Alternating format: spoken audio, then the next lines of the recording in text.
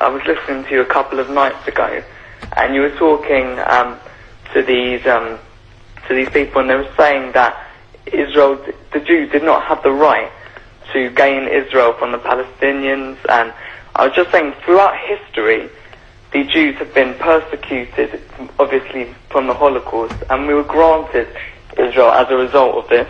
And I feel that granted by whom? We were granted from Britain and other countries, granted us that. Well, what right did Britain have to grant you somebody else's country?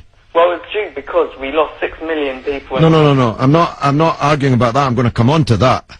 But what right did Britain have to grant you somebody else's country?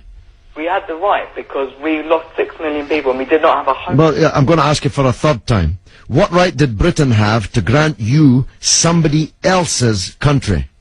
Well, they didn't. Well, they were giving us the right because it was they were basically gave us because of the. But they gave you somebody else's country. That's the point I'm making, Alex. Can you deal with it? Yeah, but the Jews have had to have also had to. They've dealt with it throughout history. Well, Alex, I don't know if you came on with a script and you can't deviate from it. Can you please answer that point? And we'll come to the Holocaust and who was responsible for it and who should have paid and what they should have paid for it. But given that you've said Britain granted you, and you're presumably saying you because you're Jewish, somebody else's country, I'm asking you, what right did Britain have to grant you somebody else's country? Britain, you could say they didn't have a right, but they came in and dealt with us and with the Jews having lost all these lives, and they basically granted us this land. Okay. Well, I see I'm getting nowhere on this, Alex, so let me deal with your overarching point. Maybe you're just not equipped to deal with the principal point that I have made. The Jews have suffered racist anti-Semitism down the ages in many, many European countries, including our own. They were subject to regular discrimination at best, and pogrom and murder at most. That's undoubtedly true. The one place in the entire world that Jews were neither discriminated against nor subject to pogrom was the Muslim world. In fact, so much was that the case that when Christianity came back to power in Spain, in Andalusia, in the western extent of the Islamic Empire, when the Muslims left, the Jews left with them, because they feared the Christian anti-Semitism which would be unleashed in the wake of the departure of the Islamic civilization in the West.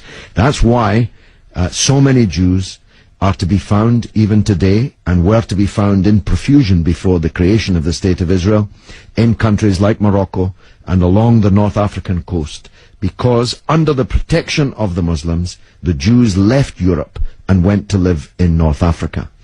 The Palestine that was wiped off the map when Britain granted you somebody else's country had Jews living side by side with Christians and Muslims for century upon century without the slightest trace of discrimination or violence or pogrom. So, what's happened is that Christian anti-Semitism in Europe, which massacred 6 million Jews in the greatest crime in human history, was paid for not by the Christian countries of Europe that either practiced or turned a blind eye to that anti-Semitism, but was paid by the very people who were completely innocent of that Holocaust, who had never persecuted the Jews, who had never pogromed the Jews.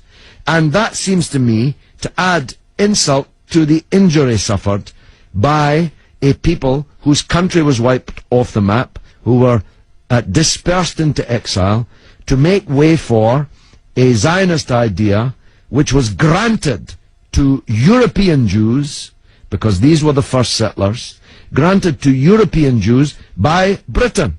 And as you have singularly failed, 4 times I asked you, to acknowledge that Britain had no right to give away somebody else's country, one country given to a second people the land that actually belonged to a third people, it seems to me an all-round injustice, don't you think, Alex?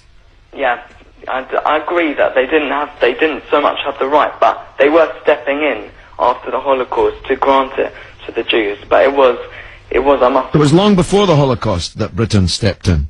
Britain stepped in 1917 with the Balfour Declaration made by the British Minister Balfour on our behalf to a group of atheistic Zionist Jews. I make the point about atheism because it's now claimed that this is some biblical land right, as if God was an estate agent.